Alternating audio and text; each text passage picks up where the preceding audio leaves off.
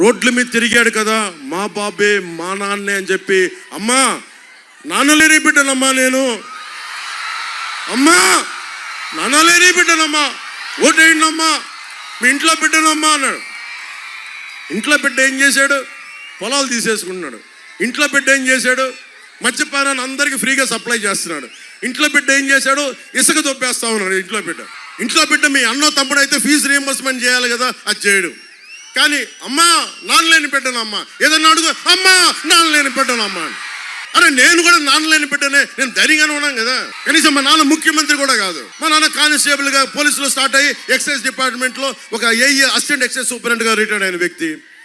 ప్రతిదానికి మీరు drama drama drama సంపితోపుతున్నారు మమ్మల్ని. ఏదన్నా మాట్లాడితే నేను లోకల్ కాదంటాడు. జగన్, నేను బాపట్లో పుట్టా, తిరుపతిలో నామకరణం చేశాను, ఒంగోలు నెల్లూరులో పెరిగా, పక్కనే ఉన్న మన మొగల్తూరులో మాకు పొలం ఉండేది, మాకు సొంత ఇల్లు ఉండేది. నీలాగా పాపం జగన్ వాళ్ళ తాతగారు చాలా గొప్ప వ్యక్తి. పాపం ఒక బలిజ కులానికి చెందిన వెంకట నరసయ్య గారి పాపం మైండ్స్ని, వెరైటీస్ మైండ్స్ని ఆయన చక్కగా ఆయన కింద కూలీగా పనిచేసి ఆయన తీసేసుకున్నారు. మాకు అలాంటి అవకాశాలు లేవు కదా జగన్. మేము కింద మీద నలుగురితో రావాలి, మన దగ్గర అంత డబ్బులు ఉండవు కదా జగన్. దోచేసే మైండ్లు మాకు లేవు కదా. మేము ఉద్యోగాల మీద బతికే జీవితాలు మేము ఏదో కష్టపడి కింద పడి వచ్చాం మేము. కానీ నువ్వు కూర్చొని నువ్వు మా కథలు చెప్పి ఒంటరి బిడ్డని, అమ్మ మీరందరూ ఉన్నారు, సొంత చెల్లికి గౌరవం ఇవ్వని వ్యక్తి అమ్మా.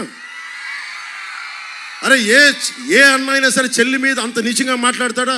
ఆడబిడ్డలకి మానానికి అమర్యాద జరిగితే వాళ్ళ మంత్రులు ఉన్నారు, 1-2 మానానికి అమర్యాదలు జరిగితే ఏమొద్దని మాట్లాడతారు నీచంగా. 30,000 మంది ఆడపిల్లలు పైగా అదృశ్యం అయిపోతే, నేను వారాహి యాత్రలో చెప్పా, 30,000 మంది ఆడపిల్లలు అదృశ్యమయ్యారు ఆంధ్రప్రదేశ్ నుంచి అంటే నన్ను తిట్టని బూతులు లేవు వైసీపీ వాళ్ళు. నీకేం తెలుసురా అంటారు, అదంటారు ఇదంటారు. సన్నాసులారా, నేను చెప్పిన మాటే ఆయన మన home minister, associate home minister చెప్పారు, మన స్టేట్ మినిస్టర్ ఫర్ హోమ్. 30,000 మంది ఆడబిడ్డలు అదృశ్యమైపోయారు.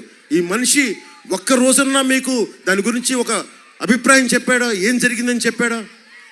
నేను అందుకే మాట్లాడుతున్నా, మీరు ఎన్ని గొప్ప వాళ్ళని పెట్టుకోండి, వైసీపీని కనుక మీరు ఇంకొకసారి లోపలికి తీసుకుంటే మొత్తం సర్వనాశనం అయిపోద్ది రాష్ట్రం.